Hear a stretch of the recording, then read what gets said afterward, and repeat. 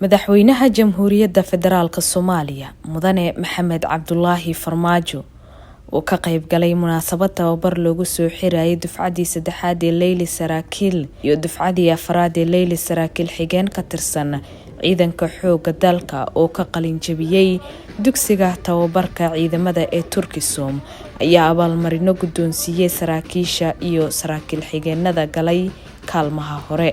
madaxweynaha ayaa tilmaamay in saraakiisha iyo saraakiil xigeenada maanta qalin jabiyay looga baahan yahay inay hormuud u noqdaan qorshaha qaran ee dhismaha ciidamada qalabka sida safka horena ka galaan dagaalka lagaga xoreynayo dalkeena argagixisada.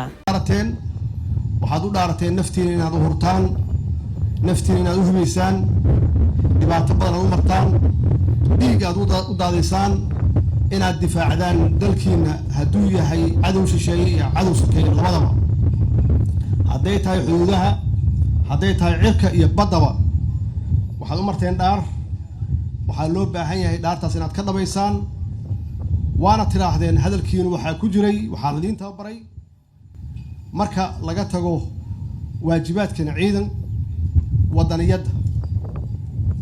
wadaniyadu waxa weeye waa farqiga u dhaxeeya wadan dhisan oo dhaqaaqay oo horumar leh iyo wadan burburay oo qabiil uu yahay aasaas.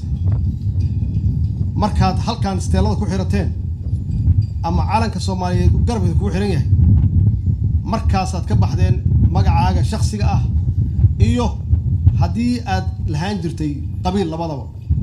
waxaad u gudubtay qaran, waxaad difaacaysaa qaran, waxaanad ku difaaci kartaa qaran wadaniya iyo dowladnimo.